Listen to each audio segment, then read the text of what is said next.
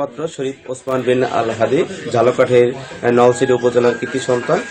তিনি গতকালকে রাতে সিঙ্গাপুরের একটি হাসপাতালে মৃত্যুবরণ করেছেন।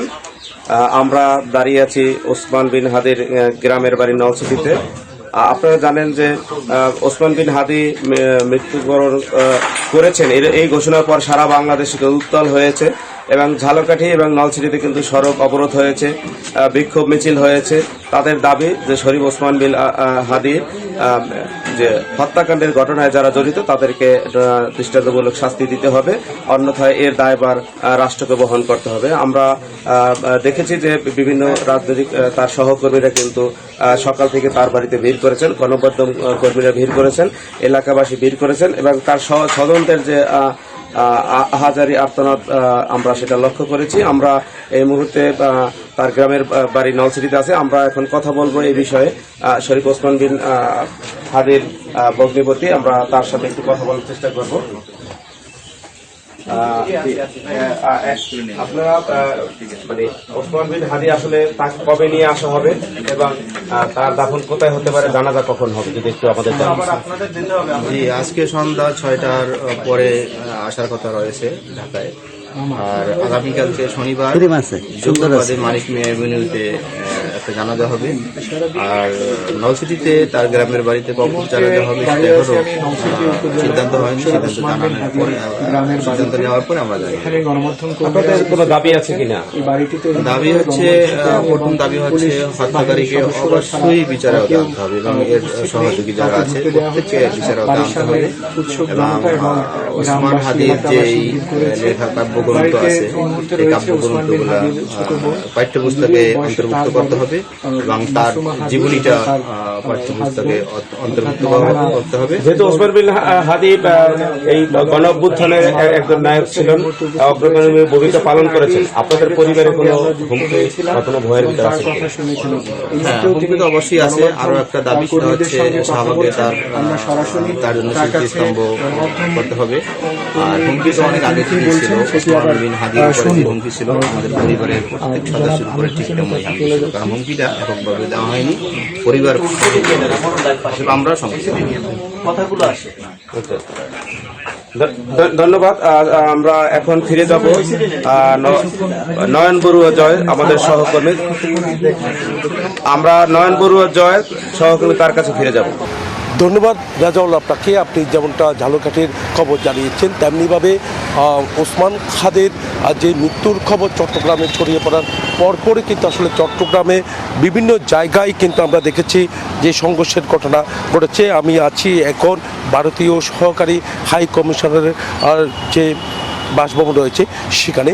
তো দেখতে পাচ্ছেন যে ভারতীয় এমবেসির সামনে সেনাবাহিনীর যে অবস্থান, সতর্ক অবস্থান রয়েছে। এখানে গতকাল যে ইট পাটকেল নিক্ষেপকে কেন্দ্র করে কিন্তু সংঘর্ষের দফায় দফায় সংঘর্ষের ঘটনা ঘটেছিল। যেহেতু চট্টগ্রামের বিভিন্ন জায়গায় কিন্তু বিক্ষোভ মিছিল করা হয়েছে, 2 নম্বর গেট, জেইসি সহ বিভিন্ন জায়গায়। তো বিক্ষোভ মিছিলটি যখন এখানে ভারতীয় এমবেসির সামনে এসে কিন্তু জড়ো হয় তখন কিন্তু পুলিশের সাথে কথা বা তারপরে কিন্তু তারা সরিয়ে যায়। তবে আরেকটি গ্রুপ কিন্তু এখানে অবস্থান নিয়েছিল।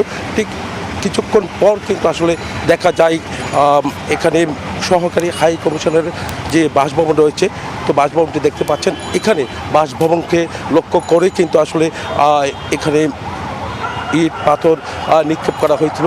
এই ইট পাথর নিক্ষেপকে কেন্দ্র করে পুলিশের সাথে দফায় দফায় সংঘর্ষের ঘটনা ঘটেছিল। এই ঘটনায় পুলিশ সহ 10 জন আহত হয়েছে। চট্টগ্রাম মেডিকেলে আরও কয়েকজন ভর্তি আছে। এর মধ্যে পুলিশের একজনের অবস্থাও কিন্তু আশঙ্কাজনক বলে আমরা জানতে পেরেছি। তবে এই ঘটনায় গতকাল রাতভর কিন্তু আসলে গ্রেপ্তার কার্যক্রম তারা চালিয়েছেন, পুলিশ সহ অন্যান্য বাহিনী, যৌথ বাহিনী। তো এই পর্যন্ত আমরা যতটুকু জেনেছি 8 জনকে তারা গ্রেপ্তার করেছে বলে আমাদেরকে জানিয়েছেন। চট্টগ্রামের সকালের পরিস্থিতির কথা যদি আমরা আপনাকে জানাই, সকালের পরিস্থিতি একেবারে শান্ত রয়েছে। তবে পুলিশ প্রশাসন, সেনাবাহিনী সহ অন্যান্য বাহিনী তারা সতর্ক অবস্থানে রয়েছে। দেখতে পাচ্ছেন যে সেনাবাহিনীর যে টহল আমরা দেখতে পাচ্ছি, টহল খুব জোরদার করা হয়েছে।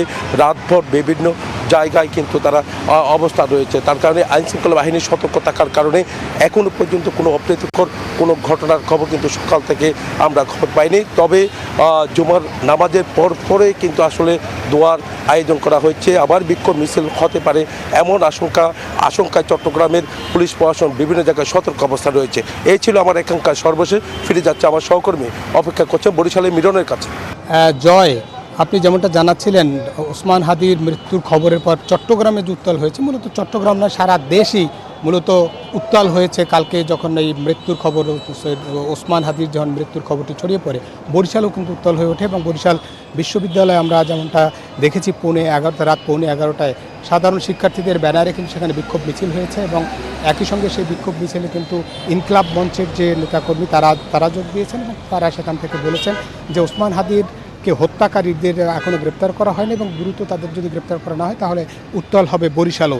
এবং একই সঙ্গে বরিশালের বিশ্ববিদ্যালয়ের সাধারণ ছাত্র জনতা এবং ইনকলাব মঞ্চের শিক্ষার্থীরা যেমন বিক্ষোভ করেছে বরিশালে। আমরা যে জায়গাটিতে দাঁড়িয়েছি বরিশাল মহানগরের যে হাতেম আলী কলেজ চৌমাথা, এই এলাকায় কিন্তু কালকে রাতে বিক্ষোভ হয়েছে ডিআইজি যে বাসভবন, সেই বাসভবনেও কিন্তু বিক্ষোভ হয়েছে এবং একই সঙ্গে বরিশাল নতুল্লাবাদ এলাকায় বিক্ষোভ হয়েছে। এবং এখন আমরা যেমনটা জানতে পেরেছি আর কিছুক্ষণ পরে অর্থাৎ বেলা 10:30টায় নতুল্লাবাদ এবং এই হাতেম আলী কলেজ চৌমাথা অর্থাৎ এই দুই জায়গায় কিন্তু এই দুই জায়গায় যে জুলাই যে যোদ্ধারা যে আন্দোলন করেছিল তার দুটি স্পট এবং এই স্পটেও কিন্তু মূলত এখানে গুলি হয়েছে, কাঁদানে গ্যাস ছুড়েছে। সুতরাং এই জায়গাটিতে তারা অবস্থান নেবেন এবং সেখান থেকে ওসমান হাদির যে মৃত্যু, সেই মৃত্যুটি যে অস্বাভাবিক এবং সেখানে যারা যে হত্যা করেছে তারা ভারতে পালিয়ে গিয়েছে এবং ভারতে যে আধিপত্যবাদ যে তারা সেখানে তাকে আশ্রয় দিয়েছে।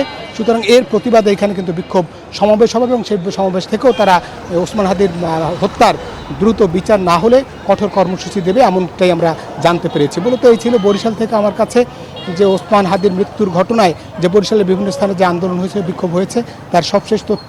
ফিরছি স্টুডিওতে। অসংখ্য ধন্যবাদ মিরন, জয় ও রেজাউল আপনাদের।